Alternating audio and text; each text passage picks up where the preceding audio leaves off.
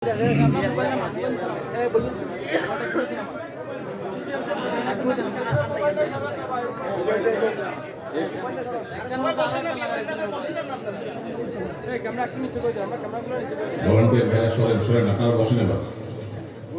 কথা বলতে পারেন ভাই। মেহেরবানি করে সামনে, ডানে, পেছনে, স্টেজে কোনো জায়গায় কোনো প্রকার কথা বলা যাবে না।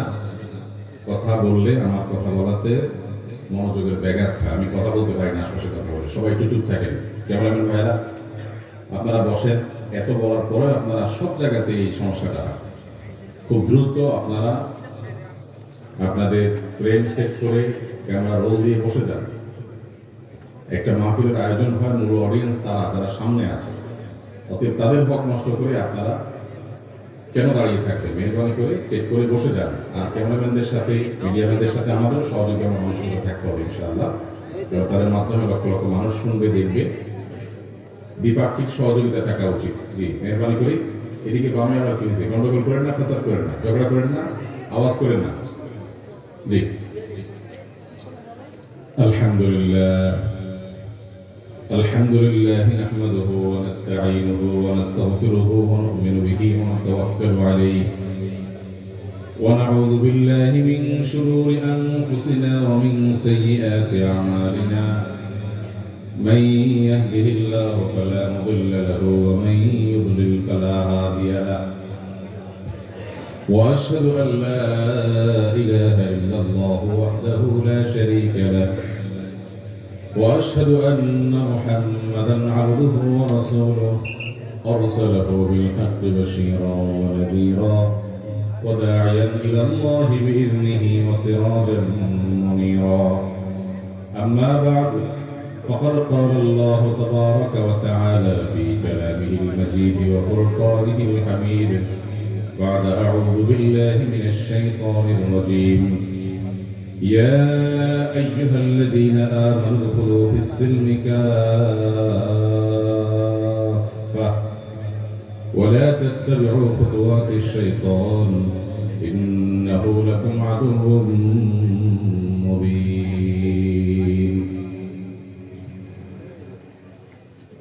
ঐতিহ্যবাহী ফেনী জেলার অন্তর্গত সোনাগাজী থানার লন্ডনী পাড়া স্কুল মাঠে আয়োজিত এম এ হাশেম ফাউন্ডেশন কর্তৃক আজকের এই তাফসীর মাহফিল এবং ইসলামী সঙ্গীত অনুষ্ঠানের সম্মানিত সভাপতি, উপস্থিত অত্র এলাকার সম্মানিত উলামায়ে কেরাম, উপস্থিত দূর দূরান্ত থেকে আগত কুরআন এবং হাদিসের অনুসারী এবং আমার প্রাণপ্রিয় দিনদরদী ভাইয়েরা ও পর্দার আলের মা বোনেরা, আল্লাহ রাব্বুল আলামিন আমাদেরকে এই বিশাল ওয়াজ মাহফিলে একত্রিত হওয়া, বসা, কথা বলা, কথা শোনা, এই সবগুলোকে আল্লাহ রাব্বুল আলামিন আমাদের কিয়ামতের দিন যখন আল্লাহর সামনে দাঁড়াবো, মিজানের পাল্লা নেক আমল হিসেবে গণ্য করে দিন। বলুন আমিন। সম্মানিত উপস্থিতি, দীর্ঘ আলোচনা করার সুযোগ আমার নেই, কারণ রাত অনেক হয়েছে। এর মধ্যে শেখ আব্দুল মোহাম্মদ সাইফুল্লাহ শারীরিক অসুস্থতা সত্ত্বেও মাশাআল্লাহ গুরুত্বপূর্ণ বিষয়ে আলোচনাও হয়েছে, দরকার আমলের। যে কোনো ওয়াজ মাহফিল এর আয়োজন সফল এবং সার্থক হয়েছে কিনা এটা বোঝা যাবে যে বিষয়টি দেখে, তা হলো ওয়াজ মাহফিলের পরে আয়োজকরা যদি এসে বলতে পারেন যে কিছু মানুষ এসে জানতে চেয়েছেন অমুক হুজুর, অমুক আলেম, অমুক আলোচক অমুক আমলটার কথা বলেছিলেন, কয়টা আমলের কথা বলেছেন, আমার একটা মিস হয়েছে, বাকিটা কোনটা? কিংবা তিনি যদি অনলাইনে ঘুরে খুঁজে বের করেন যে কোন আলোচনার কোন অংশ আমার মিস হয়েছে, সেটা কিভাবে উদ্ধার করা যায়, কিংবা কেউ এসে যদি বলতে পারেন, অথবা বলা ছাড়াই যদি কেউ নিজে থেকে পরিবর্তন করতে পারেন নিজেকে, শ্রোতাদের মধ্যে এমন যদি হয় যে ওয়াজ শোনার আগের দিন আর ওয়াজ শোনার পরের দিনের মধ্যে আমাদের জীবনের রুটিনে পরিবর্তন হয়েছে, জীবনে পরিবর্তনের ছাপ এসেছে, আমরা নিজেদেরকে কোনো একটি জায়গায় হলেও পরিবর্তন করতে পেরেছি, এবং আমার ওয়াজ মাহফিল শোনার আগের জীবন আর পরের জীবনের ভিতরে স্পষ্ট পার্থক্য যদি দেখা যায়, তাহলে বলতে হবে এই ওয়াজ মাহফিলের আয়োজন, আলোচনা, উপস্থিতি সবকিছু সার্থক হয়েছে ইনশাআল্লাহ। আর যদি এমন হয় যে আমরা ওয়াজ শুনে বাড়িতে চলে গেলাম আর বললাম এমন ওয়াজ হয়েছে একেবারে অন্তর কাঁপিয়ে দিয়েছে, হৃদয় শীতল হয়েছে, শুনতে ভালো লেগেছে, অসাধারণ কি ওয়াজ, কিন্তু আমার জীবনে তার কোনো প্রভাব পড়েনি, আমার জীবনে তার কোনো চিহ্ন পড়েনি, কোনো পরিবর্তনের ছাপ পড়েনি, তাহলে এই মাহফিল করা, এই মাহফিল শোনা, এটা বাস্তবিক অর্থে সার্থক হওয়ার সম্ভাবনা খুবই ক্ষীণ। আল্লাহ তাআলা আমাদেরকে কোরআন এবং হাদিসের কথাগুলোকে আমলের উদ্দেশ্যে শোনার তৌফিক দান করুন। কোরআনে কারীমের একটি আয়াত আমি তেলাওয়াত করেছি। আল্লাহ রাব্বুল আলামিন সেই আয়াতে বলেছেন, ইয়া আইয়ুহাল্লাযীনা আমানু, হে ঈমানদাররা, যারা আল্লাহর কাছে নিজেকে সমর্পণ করেছো, আল্লাহ রাব্বুল আলামিনকে রব হিসাবে স্বীকৃতি দিয়েছো, উদখুলু ফিস সিলমি কাফা, তোমরা ইসলামে প্রবেশ করো কত পার্সেন্ট, কতটুকু, পরিপূর্ণভাবে, শতভাগ ইসলামে দাখিল হয়ে যায়। ওয়ালা তাত্তাবিউ খুতুওয়াতিশ শাইতান, আর শয়তানের পদাঙ্ক তোমরা অনুকরণ করো না, ইন্নাহু লাকুম আদুউম মুবিন, কারণ শয়তান তোমাদের জন্য সুস্পষ্ট শত্রু।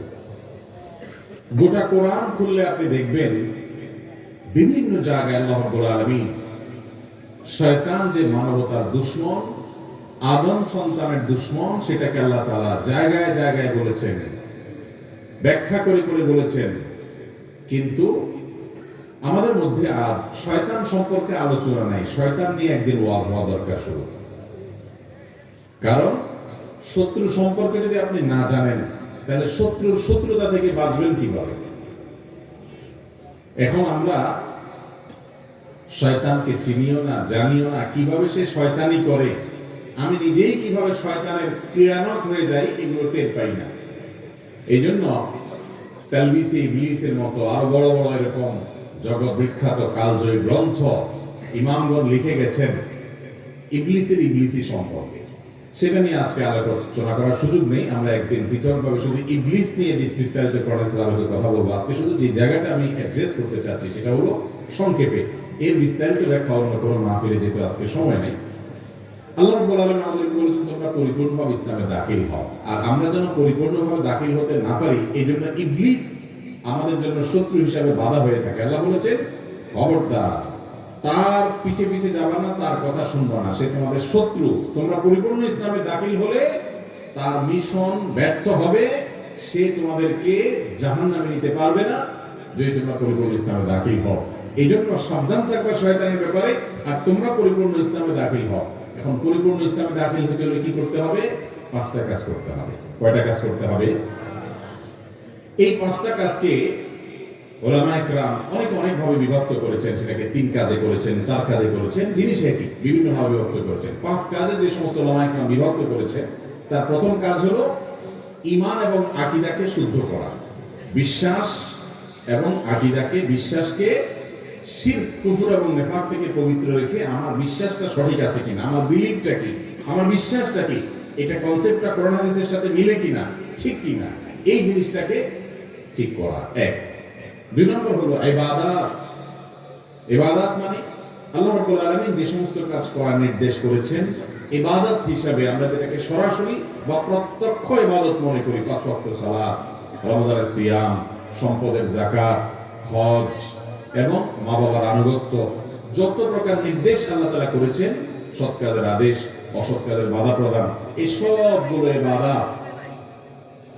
ইবাদত যদি কেউ ঠিক করে, আল্লাহর সমস্ত ইবাদতগুলো যদি করে, করণীয় কাজ, বর্জনীয় কাজ সবগুলোকে আল্লাহর নির্দেশনা অনুযায়ী যদি সে পালন করে চলে।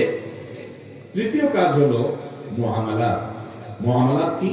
মুআমালাত হলো, মুআমালাত বলতে এখানে উদ্দেশ্য হলো মুআমালাত মালিয়া, অর্থাৎ আর্থিক যত লেনদেন আছে, কাজ কারবার আছে, সেটা যদি কেউ ঠিক করে। আর 4 নম্বর হলো মুআশারাত, মানুষের দৈনন্দিন জীবনে উঠা বসা, মানুষের সাথে যে সামাজিক আচার আচরণ, পারিবারিক আচার আচরণ, কাজ কারবার, এগুলোতে যদি কোরআন হাদিসের নির্দেশনাকে ফলো করে চলে। 5 নম্বর এবং সর্বশেষ হলো আখলাক।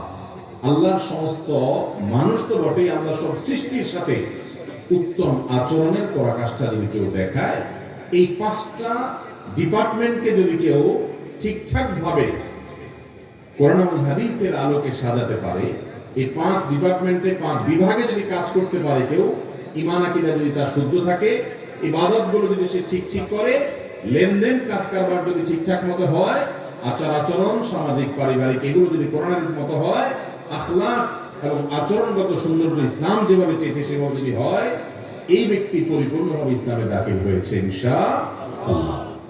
আমাদের সমাজে কিছু লোক দেখবেন ইবাদত বন্দেগী অনেক করে, আকীদায় ত্রুটি আছে, ঈমানে ত্রুটি আছে, শিরকপূর্ণ বিশ্বাস আছে, ঈমানে ভেজাল আছে। আবার অনেক লোক আছে ঈমান আকীদা মাশাআল্লাহ ঠিক আছে মোটামুটি, কিন্তু ইবাদতে ত্রুটি আছে, নামাজে ঝামেলা আছে, রোজাতে ঝামেলা আছে, যাকাতে ঝামেলা আছে, এক এক ইবাদতে বড় বড় ধরনের ঘাপলা আছে, ত্রুটি আছে। আবার অনেকে আছে মাশাআল্লাহ ঈমানও ঠিক আছে, ইবাদতও ঠিক আছে, 3 নম্বরটাতে স্লিপটা সবচেয়ে বেশি হয়। এই জায়গাটা খুব পিচ্ছিল জায়গা। সেটা কোনটা? আর্থিক লেনদেন। এই জায়গাতে এসে মানুষ কতটা ভালো মানুষ সেটার পরখ পাওয়া যায়। আজ ঈমান আকীদা বিশুদ্ধ এমন মুসলমান যা আছে, ইবাদত বন্দেগীতে যথেষ্ট সিরিয়াস ঠিকঠাক মতো করার চেষ্টা করে এমন মুসলমানও যা আছে, তার তুলনায় বহু বহু বহু গুণ কম ওই মুসলমান, যেই মুসলমানের আর্থিক যে বিষয় আসলে আছে সেগুলোকে কোরআন এবং হাদিসের আলোকে সে গড়ে তুলতে পেরেছে।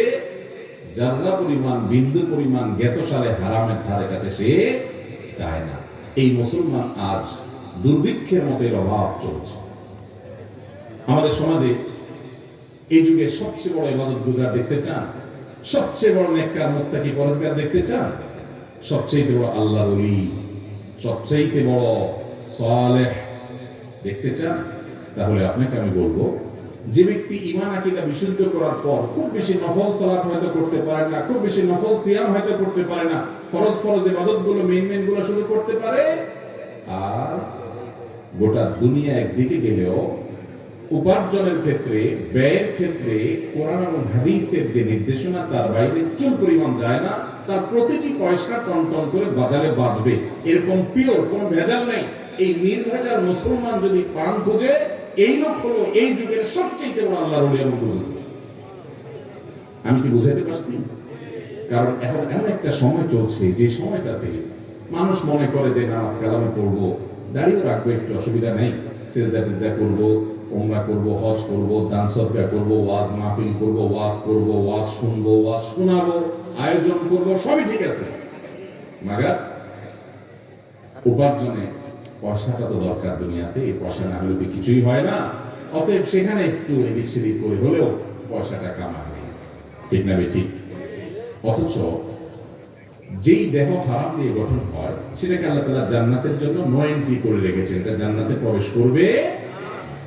ইমানদার কখনো হারামখোর হতে পারে না। বাংলাদেশে যে পরিমাণ মুসল্লি আছে, এই পরিমাণ হালালখোর আছে? বুঝেন না আমার কথা? যত মুসল্লি আছে এত হালালখোর আছে? যত রোজাদার আছে এত হালালখোর আছে? যত হাজি আছে এত হালালখোর আছে? এটার দুর্ভিক্ষ সবচেয়ে বেশি। এটার উপরে 2-4 ঘন্টা আলোচনা হওয়া দরকার। আমি শুধু ইনিশিয়াল বলে যাচ্ছি, অন্য কোনো মাহফিলে বিস্তারিত এই 5 পয়েন্টের উপর আলোচনা করবো ইনশাআল্লাহ। সবাই প্রশ্ন কতগুলো ধরায় আমি ওয়াজ করতে পারি না, আমি বদনসিব।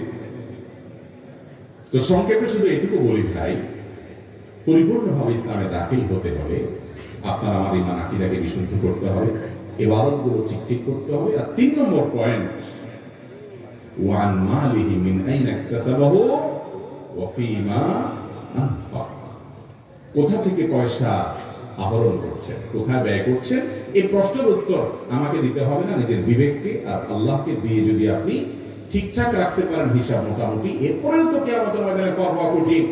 যেখানে নবী করিম সাল্লাল্লাহু আলাইহি ওয়াসাল্লাম দোয়া করেছেন, আল্লাহুম্মা হাসিবনি হিসাবান ইয়াসীরা, আল্লাহ আমার হিসাবকে সহজ করে দিন।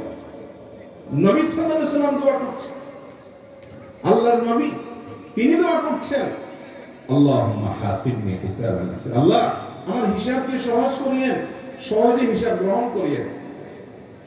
সেখানে আমাদের কি অবস্থা হতে পারে? হিসাব গ্রহণ সহজ কিভাবে হবে? হিসাব ইয়াসির কাকে হবে? এর ব্যাখ্যা একটা হাদিসে এসেছে যে আল্লাহ তাআলা কাউকে ডেকে কিয়ামতের দিন বলবেন, বান্দা আতারিফু যামবা কাযা ওয়া কাযা ওয়া কাযা, তোমার অমুক অমুক পাপ অপরাধ করেছিলা, মানুষ তোমাকে বিশাল বড় হুজুর আলেম সাহেব বানাইছে, তুমি আসলে একটা টাকার মেশিন, পয়সা ছাড়া কিছু বুঝো না, হালাল হারাম বাজ বিচার করো না। মানুষ তোমাকে হাজি সাহেব, গাজী সাহেব বলছে, সভাপতি সাহেব, সেক্রেটারি সাহেব বলছে, অনেক ভালো কিছু বলছে, তোমার বাহ্যিক আমল দেখে তুমি একটা আস্ত একটা হারামখোর, তোমার জীবনে বহু সম্পদ তুমি হারাম দিয়ে কামাই করছো। আল্লাহ রাব্বুল আলামিন সেদিন যখন বিভিন্ন অপরাধের কথা বলবেন, বান্দা বলবে, আল্লাহ আমি সব স্বীকার করি। সে নিচের দিকে চেয়ে থাকবে হয়তো, আল্লাহ তাআলা তখন বান্দাকে বলবেন যে সবগুলো আমি মাফ করে দিলাম। সে হলো সহজ হিসাবের ভাগিদার। আল্লাহ তাআলা আমাদের সবার হিসাব গ্রহণকে সহজ করে দিন। হিসাবে ইয়াসিরের তৌফিক আল্লাহ তাআলা আমাদের সবাইকে দান করে দিন। কিন্তু ভাই আমার, হিসাব গ্রহণ যেন সহজ হয়, সেজন্যই তো দুনিয়াতে অন্তর প্রকম্পিত হয়ে আমি শতবার সাবধান থাকবো, তারপরেও তো অনেক ভেজাল হয়তো বের হবে। মুআমালাত, লেনদেনটা ঠিক করতে হবে। বিশেষ করে আমাদের তরুণ ভাইদেরকে বলবো, যুবক ভাইদেরকে বলবো, ভাইরে এই পৃথিবীতে কেউ কারো আপন না, কেউ কারো আপন না। আপনার সবচেয়ে বড় আপন হলো আপনার মালিক, সৃষ্টিকর্তা রব্বুল আলামিন। মা বাপ তারা আপন ঠিক আছে, তারাও চায় বেশিরভাগ ক্ষেত্রে যে বাবা ঠিক আছে তোমার কথা, নামাজ পড়ো, রোজা রাখো, সবই বুঝলাম বাবা, কিন্তু দুনিয়াতে চলতে টাকা পয়সা লাগে, দান দক্ষিণাও তো করা লাগে। এই সমস্ত আগ্রুম আগ্রুম কথা বলে আপনাকে ঘুরে ফিরে হারাম হালাল করার জন্য এক ধরনের সার্টিফিকেট বাপ মাও ইশারায় দিতে দিবে। ঠিক না ঠিক? ছেলে মেয়ে বলবে, আব্বু আমাদের বন্ধু বান্ধবদের বাবারা দেখো জন্মদিনে কত কিছু করে, কত কিছু, তুমি এটা হালাল না ওটা হারাম এসব বলো বাবা। অসহায়ের মতো তারাও আপনাকে খোঁচাবে, উস্কাবে যেন আপনি হারামের দিকে যান। স্ত্রীও আপনার উপরে খুশি থাকবে না, হয়তো বন্ধু বান্ধব আপনাকে পাত্তা দিবে না, এমনকি হুজুরদের কাছেও কদর পাবেন না, কারণ আপনি গরিব মানুষ। পয়সা থাকলে কদর ওনারা হয়তো করতেন, সব হুজুর না, আল্লাহ আল্লাহর খাস বান্দা যারা, তাদের কথা বলেন। এইরকম একটা সময়ে সৎ থাকাটা খুব কঠিন। কিন্তু যে ব্যক্তি সমাজে কারোর কাছে তার কোনো গুরুত্ব নেই, কেউ কেয়ার করে না, কিন্তু সে উপার্জনটাকে সৎ রাখার চেষ্টাটা করে। ভাই আমরা সবাই ফেরেশতা হয়ে যেতে পারবো না, চেষ্টাটা থাকতে হবে। আপনি আমি আমরা কেউই শতভাগ ফেরেশতা হয়ে যেতে পারবো না, কিন্তু সাধ্য থাকতে হবে, চেষ্টা থাকতে হবে, সাধনা থাকতে হবে যে আমার জীবন যাবে আমি হালাল উপার্জন করব। আমাদের তরুণরা যদি শপথ করেন যে আমার জীবনে আমি অবৈধ উপার্জন করব না, অল্প হালাল উপার্জনে তুষ্ট থাকবো, গোটা সমাজ একদিকে যাক, সবার এক্সপেক্ট এবং চাহিদাকে ডিনাই করে আমি আমার রবের নির্দেশকে মাথার উপর রাখবো, এই দেশ দুর্নীতিমুক্ত হবে কি হবে না ইনশাআল্লাহ? এই দেশ সোনার দেশ হবে কিনা ইনশাআল্লাহ? আমাদেরকেই করতে হবে, আমাদেরকেই করতে হবে। অতএব আমাদেরকে সংকল্প করতে হবে, দেশ গড়ার প্রয়োজন যেমন আছে, তার চেয়ে বড় প্রয়োজন আছে আমার আখিরাত গড়া, আমার জান্নাত গড়া। সেই উদ্দেশ্যে অন্তত হালাল উপার্জন করবো তো ইনশাআল্লাহ। যারা এখনো কর্মজীবনে প্রবেশ করেন নাই অথবা করেছেন, সামনে আরো আপনার সিরিয়াস কর্মজীবন রয়েছে, তারা আজকের এই মাহফিল থেকে সংকল্প করেন আমি জীবনে কোনো হারাম খাবো না, হারামের পথে পা বাড়াবো না। এতে যদি আমার গোটা সমাজের মানুষের কাছে কোনো মূল্য না থাকে, না থাকো, জীবন খুবই সীমিত। চোখ বন্ধ হওয়ার সঙ্গে সঙ্গে জান্নাতের সুসংবাদ পাওয়া যাবে ইনশাআল্লাহ। অকালে চলবো তো ইনশাআল্লাহ। আমরা সবাই মনে করি টাকা হইলে বাঘের কল্লাও পাওয়া যায়, আল্লাহরও পাওয়া যাবে। এই জন্য মানুষ দেখবেন জোয়ান বয়সে অপকর্ম করে, হারাম কামাই করে, 2 নম্বর কামাই করে, টাকার পাহাড় করে শেষ বয়সে এসে মসজিদে কিছু, মাদ্রাসায় কিছু, মাহফিলে কিছু, হুজুরে কিছু হাদিয়া টোফা দিয়া টিয়া, উনি মনে করে যে কালো টাকা সব সাদা হয়ে গেছে। ঠিক না বেঠি? দুনিয়ার মানুষের চোখে ধুলি দেওয়া যাবে, আল্লাহ রাব্বুল আলামিনকে ধুলি দেওয়া যাবে? আল্লাহর কাছে সবকিছু পরিষ্কার। এই জন্য সংকল্প করতে হবে, মা বাপ কেন গোটা পৃথিবী যদি এক হয়ে যায় আমি হারামে পা বাড়াবো না ইনশাআল্লাহ। আল্লাহ আমাদেরকে তৌফিক দান করুন। 4 নম্বর পয়েন্টটা ছিল হলো সামাজিক যে আচার আচরণ, মহাসারাত, কাজ কারবার, আপনার বন্ধু বান্ধবের সাথে কেমন আচরণ হবে, প্রতিবেশীর প্রতি কেমন আচরণ হবে, আপনার শত্রুর সাথে শত্রুতা করতে গিয়ে পর্যন্ত কেমন আপনার ম্যানার্স হবে, শিষ্টাচার হবে, আদব হবে, আচরণ হবে, এই সব কিছু শিক্ষা ইসলাম দিয়েছে। সেগুলোকে অ্যাপ্লাই করতে হবে। অনেক মানুষ আছে দেখবেন নামাজ কালাম পড়ে, হক হালালিও চলে, ইমানও ঠিক আছে, মাশাআল্লাহ, প্রথম তিনটাই ঠিক আছে, কিন্তু মানুষের হক আদায় করার ব্যাপারে আচার আচরণ, মানুষের সাথে যেগুলো বিশেষ করে সামাজিক যে কাজ কারবার, সেগুলোর ব্যাপারে উনি একেবারেই দুর্বল। সে ব্যাপারে ওনার কোনো দায়িত্বশীলতা নেই। ভাইয়ের হক আদায় করে না, বোনের হক আদায় করে না, প্রতিবেশীর হক আদায় করে না, স্ত্রীর হক আদায় করে না, সন্তানের হক আদায় করে না, অনেক মানুষের হক সে নষ্ট করে। মুআশারাতে তার ভেজাল আছে। এই লোক কখনো পরিপূর্ণ ইসলামে দাখিল হলো না। যে এটাকেও ঠিক করতে পারছে, পাশাপাশি আখলাকটা এর মধ্যে চলে আসে, তারপর আখলাককে আলাদা করে ওলামায়ে কেরাম বলেছেন গুরুত্ব বোঝানোর জন্য। আখলাকটা যে ঠিক করে, তার আখলাকটা হয় কোরআন হাদিস যে আখলাক চেয়েছে সেটা। পশু জবে করবা, তখনও পশুর যাতে অহেতুক কষ্ট না হয়, ছুরি ভালো করে ধার দিয়ে নাও, অহেতুক কোচাকুচি করবা না, শত্রুর সাথে শত্রুতা করবা, লিমিটেশন রেখে করবা, একবারে মাঝে গামছা বেঁধে লেগে যাবে না।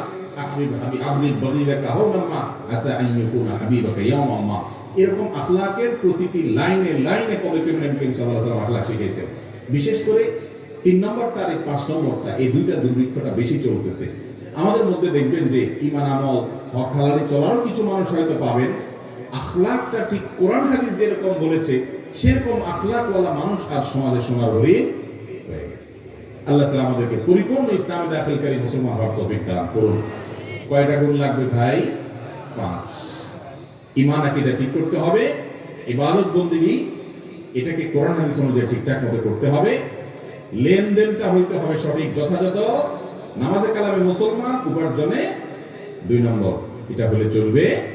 4 নম্বর কায় কারবার, উঠা বসা, মুআশারাত, মানুষের হক, এগুলোর ব্যাপারে সচেতন থাকতে হবে। 5 নম্বর আখলাক এবং আচরণ সুন্দর হতে হবে। কোরআনের হাদিসের যে আখলাকের নমুনা বলা হয়েছে তার আদর্শ হতে হবে নিজে। এই 5টা ডিপার্টমেন্টকে যদি আমরা ঠিক করতে পারি তাহলে আমরা পরিপূর্ণ ইসলামে দাখিল হলাম। আর না হলে কেউ আধা, কেউ 3 ভাগের 1 ভাগ, কেউ 5 ভাগের 2 ভাগ, এক একজন এক এক পার্সেন্টেজ ইসলামে দাখিল হব। আর এরকম আধা ইসলামে দাখিল আল্লাহর কাছে গ্রহণযোগ্য হবে। আল্লাহ তাআলা আমাদের সবাইকে পরিপূর্ণভাবে ইসলামে দাখিল হওয়ার তৌফিক দান করুন।